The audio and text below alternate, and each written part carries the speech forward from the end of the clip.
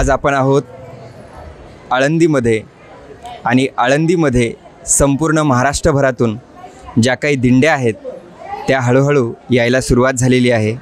आपल्याबरोबर वारकरी संप्रदायातलं एक मोठं असं नाव म्हणजे हबप निगोळकर महाराज आहेत।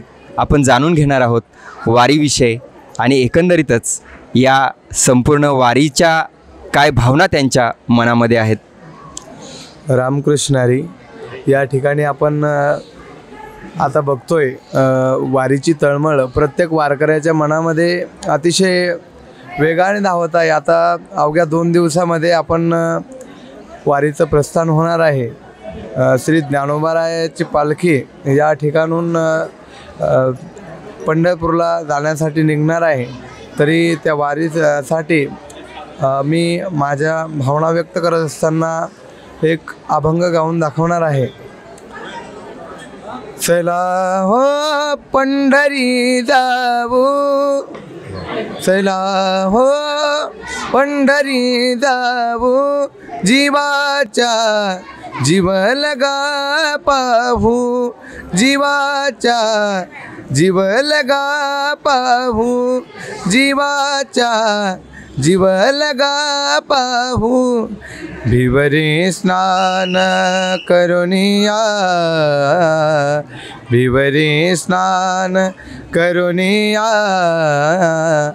संत पद चरण माथा लावू, जीवाचा जीव लगा पाहू, जीवाचा जीव लगा पाहू, जीवाचा जीव लगा पाहू। आपण बघितलं की चला हो पंढरीशी जाऊ, जीवाचा जीव लगा पाहू, हे जी काही ओढ आहे ती प्रत्येक वारकऱ्याच्या मनामध्ये आहे। अजून काही वारकरी संप्रदायातली इथे मंडळी आहे, आपण जाणून घेणार आहोत की त्यांच्या मनामध्ये विठोबाविषयी किंवा या वारीविषयी एकंदरीत काय भावना आहेत। माऊली रामकृष्ण हरी। अखिल कोटी ब्रह्मांड नायक कर्तुम कर्तुम अन्यथा कर्तुम, ज्ञानियांचे राजे साधकांचे मायबाप योग्यांची माऊली अनाथाची माय, यांच्या पदस्पर्शाने पावन झालेल्या महाराष्ट्र नगरीमध्ये ज्या सोहळ्याची आपण आतुरतेने वाट बघत असतो तो सोहळा आता फक्त 2 दिवसावरती आलेला आहे। ज्ञानोबारायांचं प्रस्थान 29 तारखेला होणार आहे, तर तुकोबारायांचं प्रस्थान हे 28 तारखेला होणार आहे। या सोहळ्यांसाठी सगळ्या महाराष्ट्राची ओढ या दिशेने लागलेली आहे। ज्या पद्धतीने नाथ महाराजसुद्धा म्हणतात की एका जनार्दनी शरण येते माहेरची आठवण।